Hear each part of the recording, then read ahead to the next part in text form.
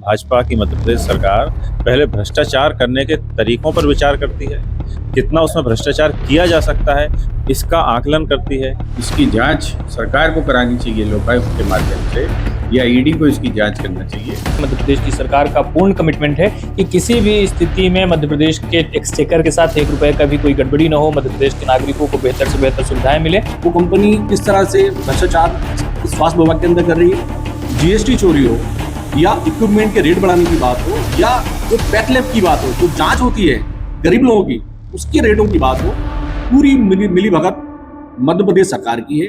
सभी दर्शकों को मेरा नमस्कार। आप देख रहे हैं बतंगड़ और मैं हूं आपके साथ अमन श्रीवास्तव। इस वक्त मैं मौजूद हूं मध्य प्रदेश की राजधानी भोपाल में, और राजधानी भोपाल का ये गौतम नगर इलाका है।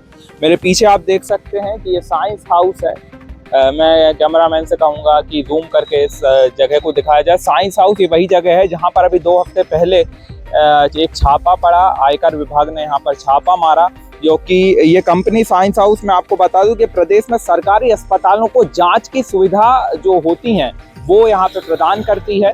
और इस कंपनी में जो आरोप लगे हैं वो भी मैं आपको बता दूं। इस कंपनी में मरीजों की जांच ऊंची दरों पर और साथ ही में फर्जी मरीजों के नाम पर करोड़ों रुपए वसूल करने के यहाँ पर घपले के आरोप लगे हैं, जिसको लेकर आयकर विभाग ने यहाँ पर छापा मारा था और इस पर अब जांच चल रही है। इसी को लेकर अब मध्य प्रदेश के पूर्व मुख्यमंत्री दिग्विजय सिंह भी अब मैदान में आ चुके हैं। तमाम ट्वीट वो कर रहे हैं, ट्विटर पर एक बड़ा सवाल उठा रहे हैं कि किस तरीके से हेल्थ डिपार्टमेंट ने इन तरीकों की घपलेबाज कंपनियों की कैसे वो जो है ले सकते हैं, उनका टेंडर कैसे दे सकते हैं। इस पर अब सियासी घमासान शुरू हो चुका है। बीजेपी और कांग्रेस एक दूसरे पर सवाल उठा रहे हैं।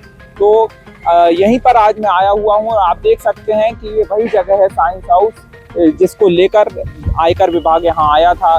और सिर्फ भोपाल ही नहीं, भोपाल के साथ साथ 4 और जगहों पर और ऑफिसेस पर यहाँ पे जो है छापा मारा गया और उस पर अब जांच चल रही है। विक्रम जी, अभी साइंस हाउस को लेकर जो सवाल उठ रहे हैं उसमें अब दिग्विजय जी ने भी ट्वीट किया है कि किस तरीके से फर्जीवाड़ा जो हो रहा था, आयकर विभाग ने छापा मारा, उस पर क्या करें। पहले सरकारी प्रक्रिया होती थी, उसमें कुछ बेईमान किस्म के लोग जो थे भ्रष्टाचार करने का, चोरी करने का एक तरीका खोज लेते थे। लेकिन अब हो ये रहा है, भाजपा की मध्य प्रदेश सरकार पहले भ्रष्टाचार करने के तरीकों पर विचार करती है, कितना उसमें भ्रष्टाचार किया जा सकता है इसका आकलन करती है। उसके बाद फिर सरकारी काम शुरू होते हैं और उस भ्रष्टाचार के अनुपात में सरकारी योजनाएं बनती हैं। तो भाजपा की सरकार में भ्रष्टाचार ही शिष्टाचार है, ये बात हम बार बार बोलते आए हैं। और अब विपक्ष को बहुत ज़्यादा आरोप लगाने की भी आवश्यकता नहीं है। अब तो जो सरकार है वो अपना काम ही इस तरीके से कर रही है जिसमें खुले आम भ्रष्टाचार का प्रदर्शन हो रहा है। जो साइंस हाउस की आप बात कर रहे हैं वो कंपनी पहले भी ब्लैक लिस्ट हो चुकी है, उस पर EOW से लेके अन्य एजेंसियों की कार्रवाई हो चुकी है, लगातार उस पर छापे पड़ रहे हैं। इसके बावजूद भी वो कंपनी भाजपा सरकार की चहेती कंपनी बनी हुई है। उस पर यह आरोप भी है कि वो जो फर्जी मरीज तैयार करती है, फर्जी जांचें तैयार करती है और उसके बिल भी सरकार से ले लेती है। ये जो बिल, वो फर्जी बिल जो सरकार से ले रही है, स्वाभाविक है, उसमें 50% का कमीशन होता है। ये बात किसी से नहीं छुपी है। चाहे लोक निर्माण की बात कर लें आप चाहे नल जल योजना की बात कर लें, चारों तरफ भ्रष्टाचार है। और जो टेंडर आवंटन की प्रक्रिया हुई है, इसके पहले हमने स्मार्ट मीटर में भी देखा है, इसमें भी देख रहे हैं। जो प्रतिस्पर्धी बोली आती हैं वो कहीं अधिक छूट देती हैं, अधिक आपको प्रस्ताव देती हैं। इसके बावजूद भी सरकार पहले ही मन बना लेती है कि किस कंपनी को हमको उपकृत करना है, और उस उपकृत करने का जो आधार होता है वो कमीशन है, वो भ्रष्टाचार है। हम ये चाह रहे हैं कि जितना पैसा सरकार सरकारी अस्पतालों में जांच के लिए इन निजी कंपनियों को दे रही है, उससे कहीं कम पैसे में सरकार अपने स्थायी लैब और स्थायी कर्मचारी लगा सकती है। लेकिन उसमें भ्रष्टाचार की गुंजाइश नहीं बचेगी। कर्मचारी से आप पैसे तो मांग नहीं सकते हो, इसीलिए वो ऐसे उपाय करके रखते हैं जिसमें फर्जीवाड़ा हो सके। यह बात फिर उसी सर्किल में आ जाती है कि पहले आप भ्रष्टाचार का अनुमान लगा लीजिए, उसके बाद फिर कोई योजना बनाइए। ये भाजपा की मोडस ऑपरेंडी है। सर, अभी जो हेल्थ डिपार्टमेंट ने प्राइवेट कंपनी को टेंडर दिया था साइंस हाउस के नाम पे जो है, उस पर अभी आयकर विभाग ने छापा मारा 4 जगहों पे, और उस पर अब पूर्व मुख्यमंत्री दिग्विजय जी ने जो सवाल उठाया है, उस पर आप ये सवाल क्या उठाया? वो तो जांच में 300 करोड़ करीब का जो है आसपास का घोटाला संभव दिख रहा है। वो जो है अलग अलग तरीके से अलग अलग रेट पर वो जो है अलग अलग अस्पतालों में चार्ज कर रहे हैं। तो सरकार की कोई इसका मतलब नीति नहीं है। और इनका जो है एक NAB कंप्लायंस होती है, तो NAB कंप्लायंस नहीं होने के बावजूद NAB रेट्स पर ये लोगों को बिल बनाकर पैसे चार्ज कर रहे हैं। तो NAB में 25% एक्स्ट्रा पैसा मिलता है। तो इस तरह से लूट मची हुई है। लगभग 300 करोड़ रुपए का घोटाला है ये। इसकी जांच होना चाहिए। ये तो इनकम टैक्स का घोटाला एक अलग मसला है। इसकी जांच सरकार को करानी चाहिए लोकायुक्त के माध्यम से, या ED को इसकी जांच करना चाहिए। तो ऐसे लोगों की जगह जेल में होना चाहिए। पहले भी जेल रह चुके हैं ये सब लोग। ऐसी फर्जी कंपनियों को जो है ठेका कैसे दिया, पहले तो इसकी जांच होनी चाहिए।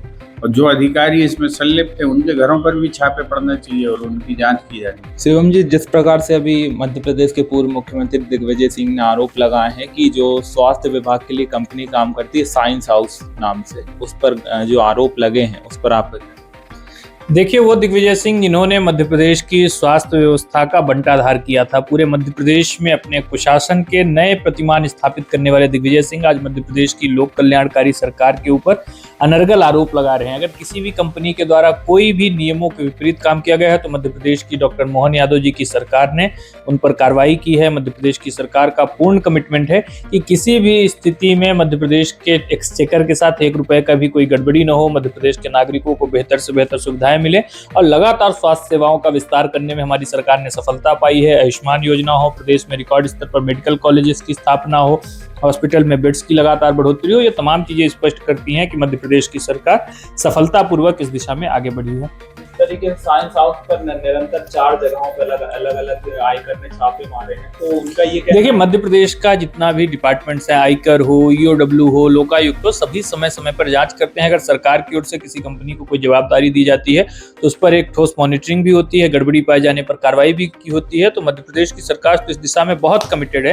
वहीं कांग्रेस पार्टी इन तमाम चीजों का दुरुपयोग करने की मानसिकता से ग्रसित रही है। सत्ता में रहने के दौरान उन्होंने सत्ता का भरपूर दुरुपयोग किया और आज उसी मानसिकता को आगे बढ़ा रहे हैं।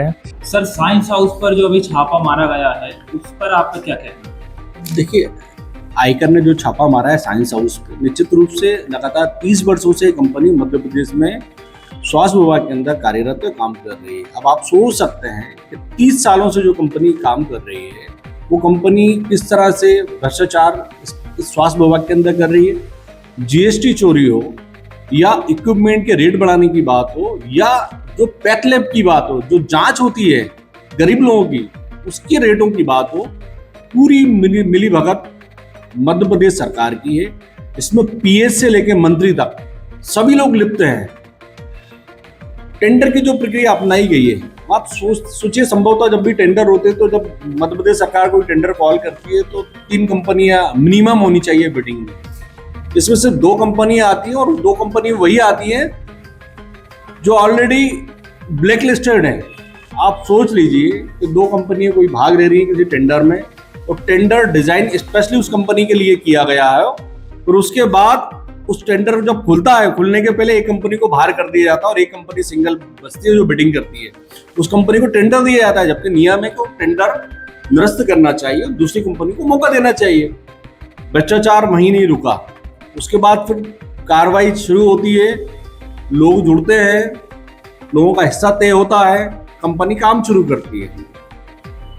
मध्य प्रदेश के सभी हॉस्पिटल्स के अंदर जो लैब टेस्ट होते हैं, अमानक रूप से, फर्जी रूप से, जो पेशेंट है नहीं उनका नाम भी लिख दिया जाता है। A नाम के व्यक्ति का जांच रिपोर्ट बनाई जाती है, B नाम के व्यक्ति की जांच रिपोर्ट बनाई जाती है, बीमारी बताई जाती है, उनका इलाज होता है। ए नाम के व्यक्ति को मालूम नहीं, बी नाम के व्यक्ति को मालूम नहीं कि मेरी कब जांच हो गई, कब मैं एडमिट हुआ, कब मेरा इलाज हुआ। तो आप सोच सकते हैं कितना बड़ा भ्रष्टाचार होगा। वो कई सालों से चल रहा है। मध्य प्रदेश कांग्रेस इस विषय को जनता तक लेकर जाएगी, कोर्ट तक लेकर जाएगी। कोई भी व्यक्ति, कोई भी आरोपी कहीं तक कभी नहीं छूट पाएगा।